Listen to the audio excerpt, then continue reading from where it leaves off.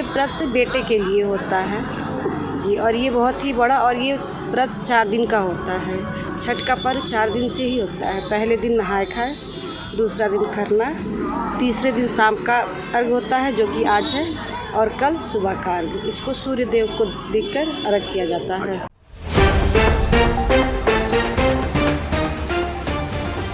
आज छठ का त्यौहार है। छठ का त्यौहार खासकर मुख्य रूप से बिहार, झारखंड और पूर्वी उत्तर प्रदेश का एक मुख्य त्यौहार माना जाता है, लेकिन अब धीरे धीरे ये पूरे देश में बहुत सारे राज्यों में वृहद पैमाने पे ये मनाया जाने लगा है। आज इस वक्त हम हाटा में मौजूद हैं। हाटा में भी छठ पूजा को बहुत ही बड़े पैमाने पे मनाया जाता है। यहाँ पर हाटा में हम आपको एक अलग चीज़ दिखाना चाहते हैं। छठ घाट जो मेन छठ घाट है, हम वहाँ भी चलेंगे। वहाँ का भी क्या दृश्य है वो भी हम आपको दिखाएंगे। वहाँ पे किस तरीके से छठ की पूजा महिलाएं करती हैं, व्रत रहती हैं, क्या क्या प्रक्रियाएं होती हैं, वो सारी चीज़ें हम आपको दिखाएंगे।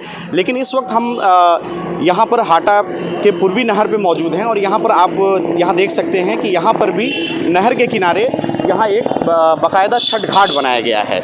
यहाँ पर आप ये देख सकते हैं कि यहाँ पर तमाम महिलाएं हैं, यहाँ बैठी हुई हैं जिन्होंने व्रत रखा है छठ माता का, और यहाँ पर बाकायदा जो है पूरी तरीके से पूजन हवन और ये सारी चीज़ें, सारी प्रक्रियाएं चल रही हैं। आइए हम आपको लेके चलते हैं, यहाँ आपको दिखाते हैं कि कैसे यहाँ पे सारी चीज़ों को किया जाता है। यहाँ पर देखिए ये कितने खूबसूरती से यहाँ पर एक छोटा सा छठ माता का ये बनाया गया है यहाँ पर, और इस पे आप यहाँ पर देख रहे हैं कि महिलाएं यहाँ पर जो है छठ के पूजन को भी कर रही हैं।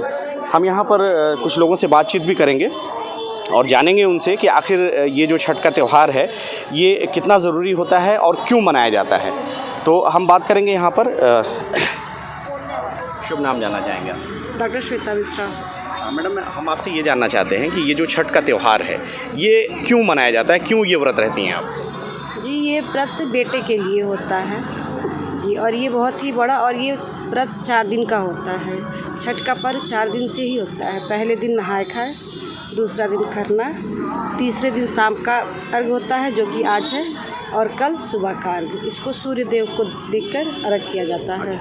तो आपने जैसे बताया कि ये व्रत जो है ये मुख्य रूप से बेटे के लिए किया जाता है, तो बेटे के लिए, ये बेटे संतान की उत्पत्ति के लिए किया जाता है, या जो बेटा है उसकी सुरक्षा हो, अच्छे से वो रहे, इसके लिए इसका क्या मान्यता है इसका? कि ये बेटे की सुरक्षा, उनकी उन्नति के लिए किया जाता है। लेकिन अगर यदि किसी को पुत्र नहीं है या पुत्र नहीं होते हैं तो वो भी छठ माता से मांग सकता है, मांग कर पूजा करता है। तो इसमें मान्यताएं तमाम तरह की होती हैं। इसमें क्या सिर्फ बेटे के लिए ही ये व्रत रखा जा सकता है, या और भी तमाम चीज़ों की पूर्ति के लिए व्रत रख सकते हैं?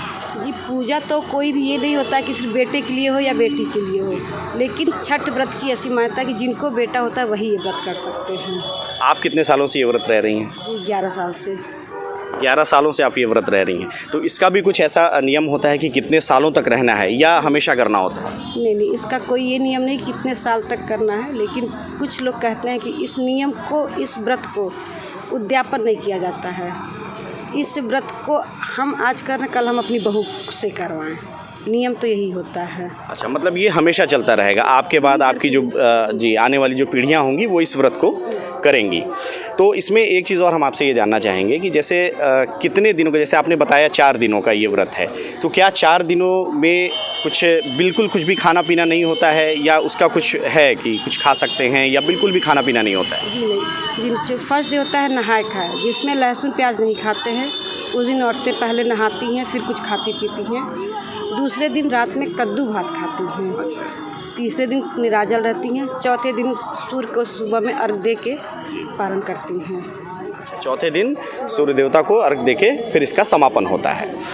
तो हमारे साथ आप यहाँ पर मौजूद हैं। ये एक छोटा सा मैंने आपको दिखाया जो घाट यहाँ पर बनाया गया है हाटा में, नहर के किनारे, और यहाँ पे तमाम महिलाएं बैठी हुई हैं। देखिए आप यहाँ सारा पूजन किया जा रहा है।